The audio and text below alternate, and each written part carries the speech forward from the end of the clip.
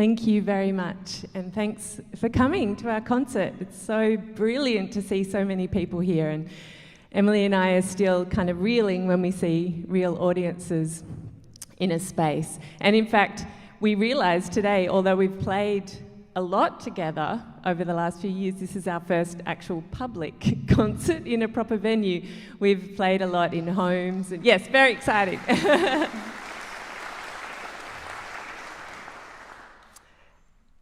So before we continue, I would like to acknowledge the traditional owners of the lands on which we meet today, the Kaurna people, and pay my respects to their elders past, present and emerging. This is land that has had music and art practiced on it for so many thousands of years, and we're so blessed to be able to continue to do that here today. The first piece you heard was by an American composer, Caleb Burns, and it's the first piece that Emily and I ever played together as a duo. We love it very much, and it's called Once in a Blue Moon. Caleb and the next composer, Tristan Coelho, who Emily will tell you about, are indeed the only males on this program here today. We're both very committed to gender equity in programming, and also all the pieces that you'll hear today have been written in the 21st century. So it's all new music, and some of it very new. And I will now pass over to Emily to introduce the next piece on the program. Good afternoon, everyone. This next work that I've got for you is by a Sydney-based composer, Tristan Coelho, and I've been collaborating with Tristan for nearly 7 years. And I had this idea when I first moved to Australia from the States. I was traveling back and forth between Chicago and Sydney and sitting on those really, 13-hour long-haul flights. And I had this idea that I really wanted to explore the idea of being in transit and what that meant musically. And so I commissioned Tristan to write this work, In Transit, which has themes of travel and momentum, forward motion, but conversely, it's also got a sense of stasis and this idea of being in limbo. So this is Tristan Coelho's In Transit.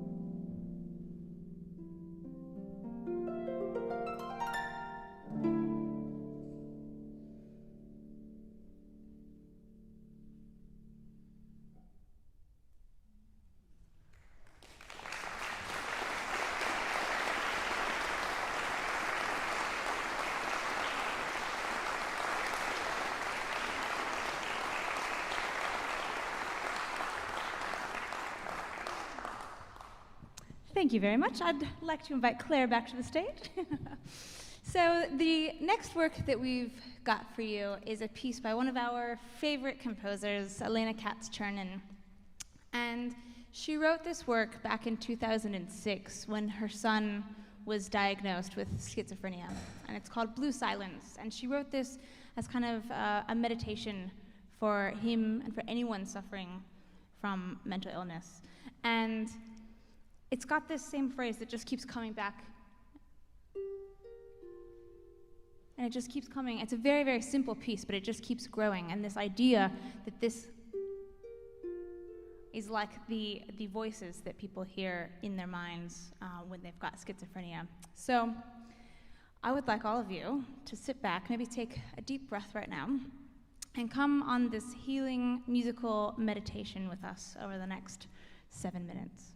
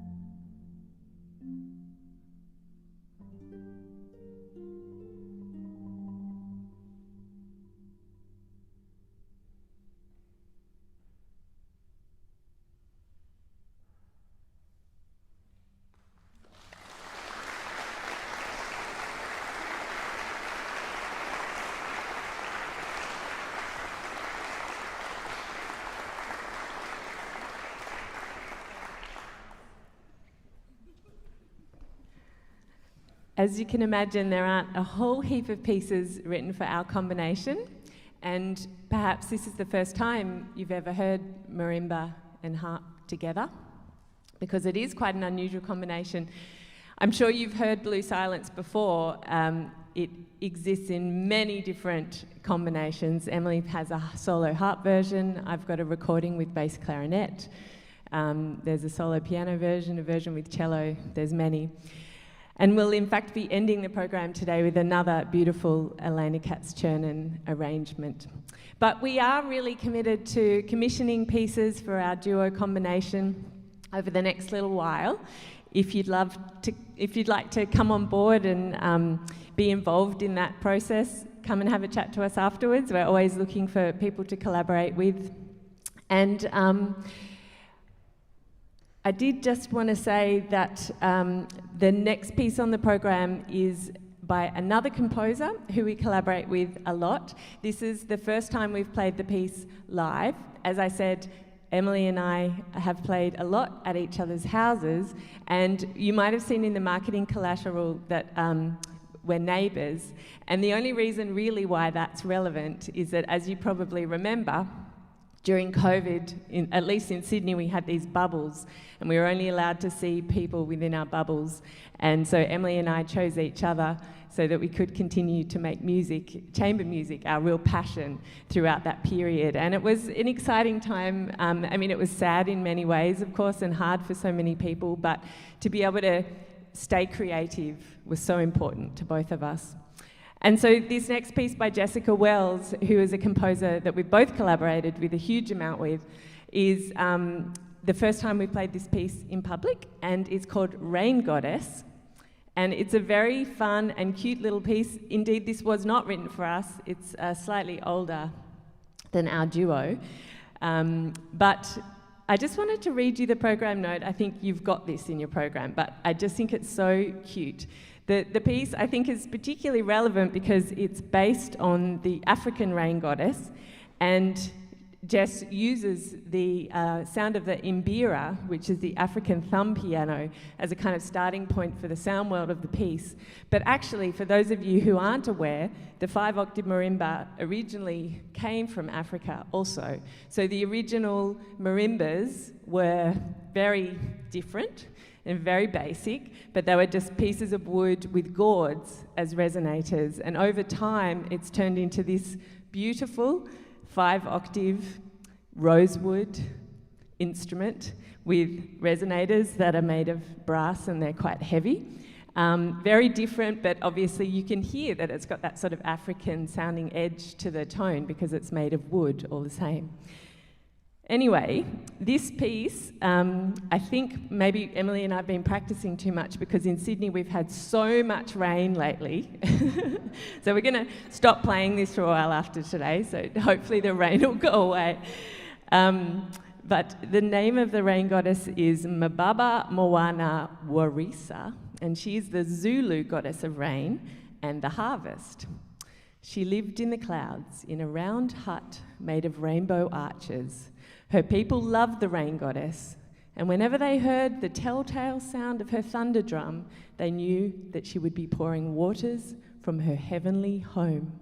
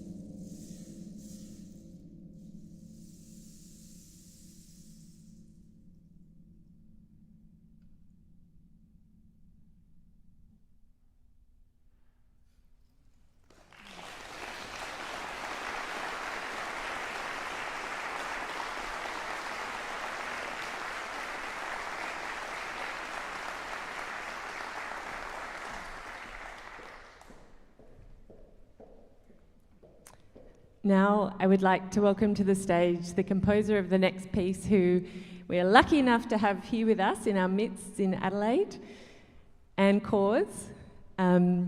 This was a piece that Anne wrote for me a couple of years ago, and she will talk a little bit about the process. You can come on stage. This is the first time she's ever heard it live. Thanks, Claire, of course.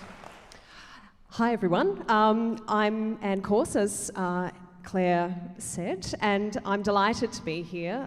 This is just a fantastic program, I think. All living composers, mostly Australian composers. I, of course, am the only one lucky enough to be here in Adelaide today, so I get to talk a little bit about the piece of mine that you're about to hear. You'll be hearing it perhaps for the first time, as will I. Claire has performed this piece a few times in various formats, online concerts and things like that, but I'm yet to actually hear it in the flesh. So that's very exciting for me, as well as all of you, I hope. So this piece was written quite quickly over the summer of 2020 and 2021. Claire approached me about writing her a set of 3 short pieces for solo marimba, with the idea of them being appropriate for performance by good high school level performers, sort of year 11, year 12, and potentially also early tertiary aged performers. The idea here is to mix these pieces in with Claire's bigger project, Rhythms of Change, which is all about creating repertoire for these up-and-coming performers, because Claire believes, and I absolutely 100% agree, that it's really important that we celebrate and give voice to our living composers, in particular here in Australia, our local Australian composers. But in order to do so effectively across the board, we need to give them repertoire so that the up-and-coming performers of tomorrow have experience and opportunity to play pieces by people who live down the road, or people who live in their state, or at least in their country. So these pieces were written with the intention of them not being overly difficult. They were required to be as idiomatic for the instrument as possible, and also of a length that they would fit really nicely into, say, Year 12 performance program as well. So the piece as a whole, the three pieces are called, or a set is called Dance Vignettes. And we've got 3 hopefully quite fun and individual studies, which, yeah, I quite like. They're all very different in character, and I hope you enjoy.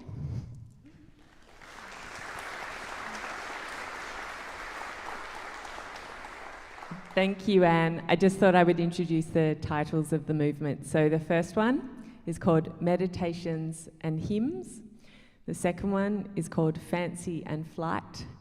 And the third is called Scamper and Scoot. And those have all been recorded as part of my Rhythms of Change project.